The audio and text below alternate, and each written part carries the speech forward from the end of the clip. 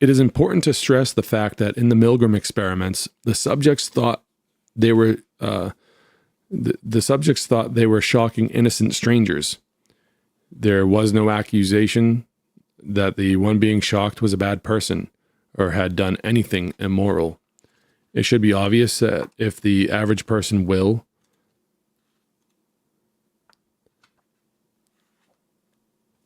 it should be obvious that if the average person will, at the behest of authority, inflict pain upon an innocent person, he will also inflict such pain with less hesitation and less guilt upon someone he imagines to be deserving of such pain. The U.S. military, and presumably many other militaries, has done a lot of research to determine what can be done to overcome a soldier's natural aversion to killing so that he will kill on command. And one of the most effective ways of achieving this is to demonize and dehumanize the one he is being told to shoot. In modern wars, the governments of both sides feed their soldiers constant propaganda designed to paint the enemy, quote unquote, the enemy, as a bunch of heartless, vicious, sadistic, inhuman monsters. Ironically, this becomes a self-fulfilling prophecy because such propaganda makes both sides into gangs of heartless monsters, zealously trying to exterminate enemies that they do not view as being fully human. Similar tactics are used in law enforcement. The hired mercenaries of government are far more likely to inflict injustice and oppression upon someone if that person has first been dehumanized and demonized. Just the terminology used by the masters, the enforcers, and everyone else constitutes a very effective form of mind control, which alters how both enforcers and their targets perceive reality, thereby affecting how both groups behave. Such terms reinforce the premise that obedience to authority is a virtue and that disobedience is a sin. What literally happens is that one group of people issues a command and the enforcers impose it upon the masses by punishing disobedience. This is what the mafia does, what street gangs do, what schoolyard bullies do, and what all governments do. The difference is that when government does it, it uses not only threats, but also indoctrination of both the enforcers and the general public, where the message of most thugs is usually direct and honest, like, do what I say or I hurt you.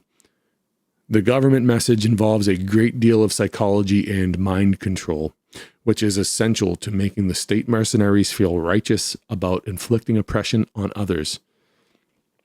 The controllers in government portray themselves as lawmakers who have the right to govern society, portray their commands as laws, and portray anyone who disobeys as criminals. And unlike mafia heavies, as they're called, heavies, those who administer retribution against any who disobey the politicians are portrayed not merely as hired thugs, but as noble law enforcers who are righteously protecting society from all uncivilized, contemptuous lawbreakers. Such propaganda goes a long way, not only toward making the authoritarian enforcers carry out violence against innocent people, but also toward making them feel proud of it. They are convinced, via their authoritarian indoctrination, that they are bringing criminals to justice, thereby maintaining law and order. For the benefit of society, of course. But what they are actually doing, more often than not, is using violence to coerce everyone into obeying whatever commands the politicians issue, however immoral, arbitrary, socially or economically destructive, or downright idiotic those commands may be. There is a big difference in the connotations of the two terms, law enforcer and politicians' thugs. There is no difference, however, in what they literally mean, but by persuading the enforcers that the violence they use constitutes inherently righteous and noble law enforcement, their perceptions can be altered in such a way that they will gladly and proudly impose the ruling class's will upon their fellow man. There are as many examples of this as there are laws, but they all fall into one of two categories: prohibitions, whereby politicians proclaim that their subjects are not allowed to do a certain thing, and demands, whereby politicians proclaim that their subjects must do a certain thing. One example of each will suffice to demonstrate the point. The example for prohibition is the controllers issue a decree that their subjects may not possess marijuana. That prohibition is proclaimed to be the law, and anyone who disobey it are deemed to be criminals. The controllers then spend huge amounts of money taken from their subjects by way of a different law to pay for mercenaries, guns, armored vehicles, prisons, and so on, for the sole purpose of taking captive anyone who are caught disobeying their law. Now consider the perspective of a police officer assigned the duty of enforcing that law, who discovers that someone has been selling marijuana to willing customers. If the officer could objectively consider the situation without the myth of authority distorting his perception, he would immediately see that his job is not only immoral, but utterly idiotic and hypocritical. His job, quote-unquote job, being to physically capture someone for the purpose of putting that person in a cage for a long time for doing something that was neither fraudulent nor violent. In fact, until the cop showed up, all the people involved, grower, dealer, seller, buyer, user, interacted peacefully and voluntarily. Furthermore, if the officer has ever consumed alcohol, he would be guilty of something morally identical to what the criminal has done. Nonetheless, he will see himself as the brave, righteous, noble law enforcer as he participates in a paramilitary armed invasion of the person's home and forcibly captures and drags the scofflaw away from his friends and family. When the officer will go home and have a beer, and of course would not react kindly to anyone who tried to forcibly stop him from doing so, from drinking his beer. The only difference, which is no real difference at all, is that the politicians made up a command about one mind-altering substance, in this case marijuana, and not the other, in this case alcohol. As a result, the officer will truly believe that using one mind-altering substance is a good, wholesome, all-American behavior, while using another is shady, immoral, and criminal, and even justifies violent assault and kidnapping of the quote-unquote perpetrators. Demand. Okay. The controllers this is the example for demand. The controllers enact a law saying that any of their subjects who own property must give the controllers every year a payment in the amount of 2% of the value of the subject's property. That demand is called property tax, for those of you playing at home, and is proclaimed to be the law, and any who disobey it are criminals and tax cheats. The controllers then set up an organization of tax collectors to find any who disobey, to either forcibly extract money from them or to forcibly evict them from their properties and seize such properties and give them to the controllers. Of course, if anyone did that without all the authoritarian propaganda, it would be called extortion. Quote, "You have to pay me a bunch of money every year, or I won't let you live in your house," end quote.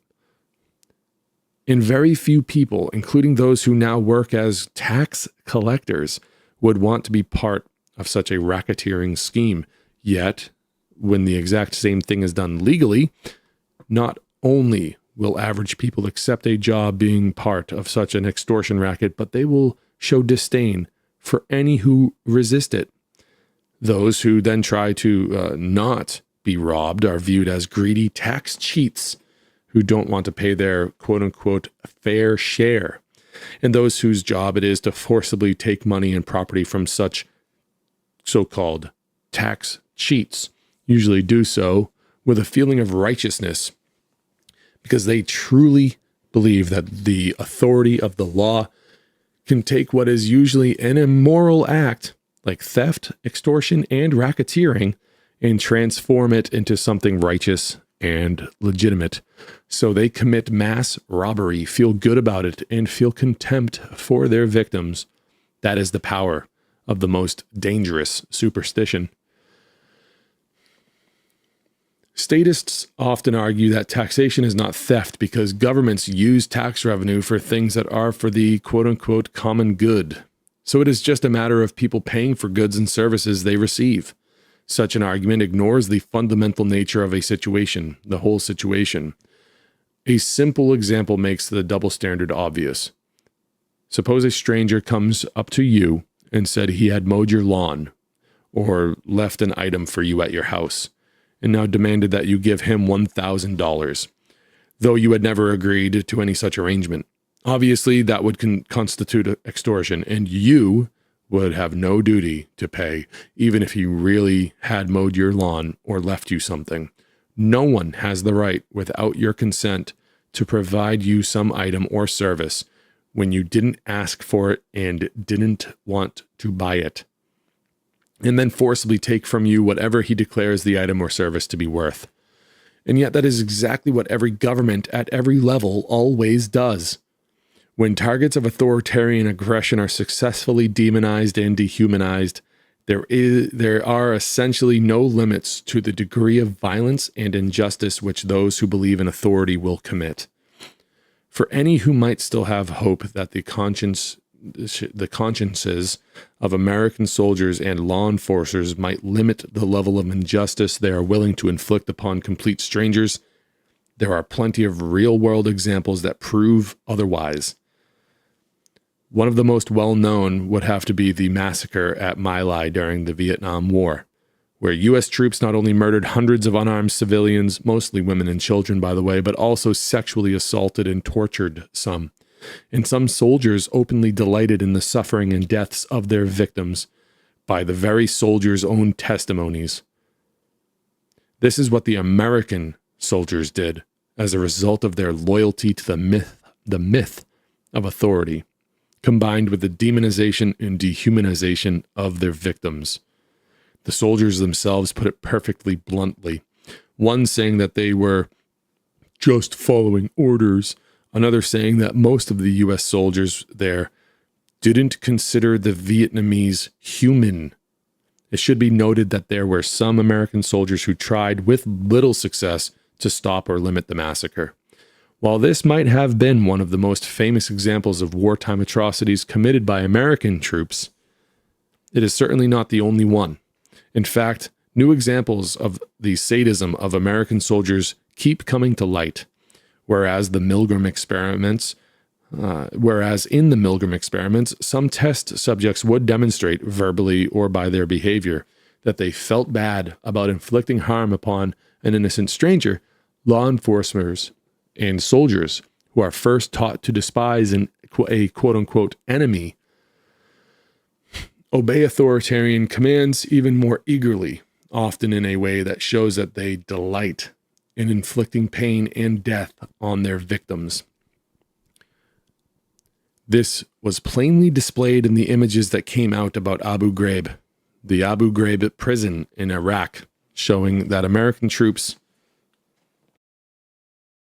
male and female, not only carried out mental and physical torture, but exhibited delight and amusement at the suffering of their victims, even happily posing for the camera while humiliating, assaulting, torturing, and raping their prisoners. Both the Bush and Obama administrations prevented much of the photographic evidence of this torture from being made public, for fear of the effect that those images would have on the opinion of the military and the country among Americans and foreigners alike.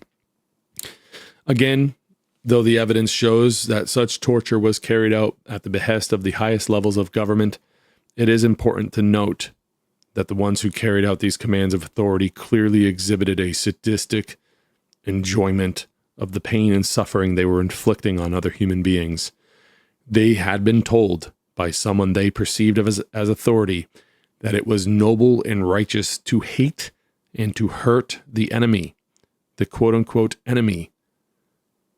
So they did, and they enjoyed it. The same attitude and mentality can be seen in various law enforcement actions, such as the assault on Ruby Ridge in 1992, Randy Weaver, and the raid, standoff, and eventual massacre near Waco, Texas in 1993. Branch Davidians. In neither case was authority going after someone who had actually harmed or threatened anyone else. Instead, both events involved paramilitary assaults based upon the alleged possession of illegal firearms. In the Waco incident, 80 people, including men, women, and children, eventually died after being mentally and physically tortured for weeks with sleep deprivation and CS gas, among other things. The victims were demonized to both the public and those in law enforcement, and the government aggressors exhibited both contempt for their victims and enthusiasm at the thought of killing them. The same general attitude can be seen in dozens of police abuse videos depicting police enthusiastically bullying and even physically assaulting people who are not a threat to anyone and who are not even fighting back or resisting. This is the direct result of convincing law enforcers that everyone else is beneath them and that as agents of authority, they have the right to have everyone else treat them like superiors, groveling before them and unquestioningly obeying their commands. The same pattern can also be seen among tax collectors and other bureaucrats. To what extent the belief in authority actually creates sadistic tendencies, and to what extent it simply unleashes tendencies which were already there, hardly matters. The point is that by pretending to relieve the individual of responsibility for his own actions, and by ordering him to inflict harm on others, and telling him that it